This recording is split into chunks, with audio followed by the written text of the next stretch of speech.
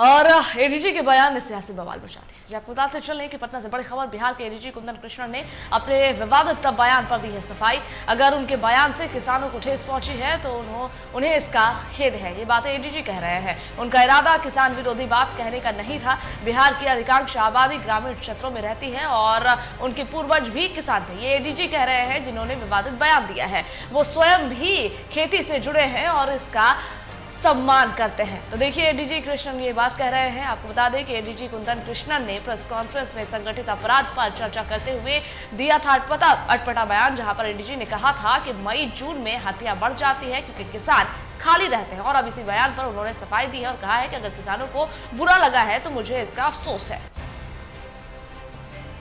और हमारे साथ फोन लाइन पर राजीव जुड़े हुए हैं। राजीव, कल जिस तरीके से पारस अस्पताल में गोलीबारी हुई और उसके बाद एडीजी का बयान आया जो कि काफी अटपटा था, उस पर उन्होंने सफाई भी दी है।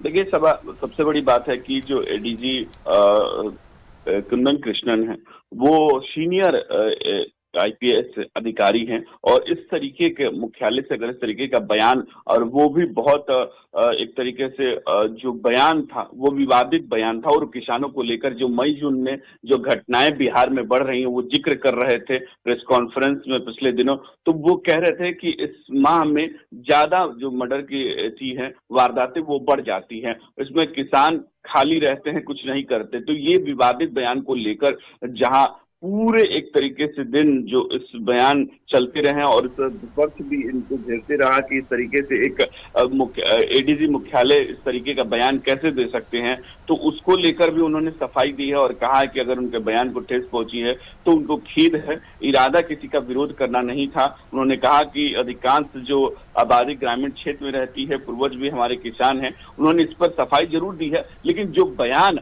और जिस तरीके की घटना बढ़ी है वो तो चिंताजनक है और इस तरीके का बयान पुलिस अफसर को और इतने बड़े अधिकारी को नहीं देना चाहिए, क्योंकि जिस तरीके से घटनाएं अगर बढ़ रही हैं उस पर अंकुश नहीं लगा जाए, किसी पे आप आरोप लगा दे रहे हैं तो कहीं से सही नहीं है। लेकिन उन्होंने सफाई इस बारे में दी है और कहा है कि जो बयान है हमारा वो ऐसा कुछ इरादा नहीं था कि हम किसानों को लेकर उस पर एक तरीके से हम बात कहें। हमारे घर पे हम भी किसानी हमारे पिताजी करते थे, तो उन्होंने एक तरीके से इस बात का खंडन किया है। शबा, शुक्रिया आपका राजीव जानकारियां साझा करने के लिए।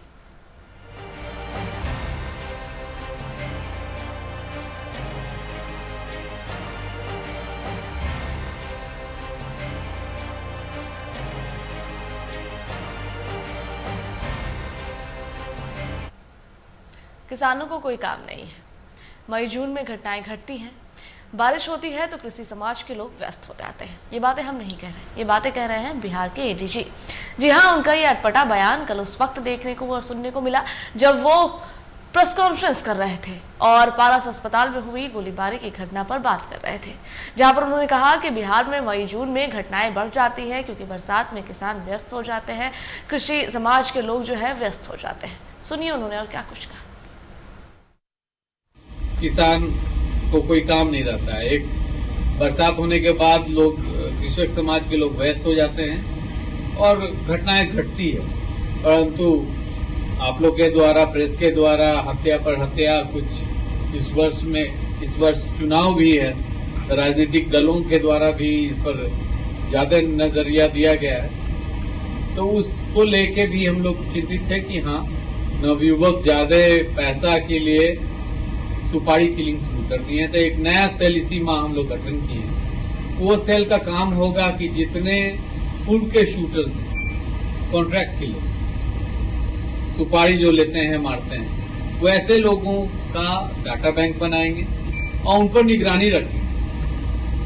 जेल से छूटने के बाद भी वो क्या कर रहे हैं, क्या नहीं कर रहे हैं, डोजेज उनकी रहेगी और हम शेयर करेंगे हर जिला से, या जिला से भी अनुरोध करेंगे कि इन पर निगरानी रखें।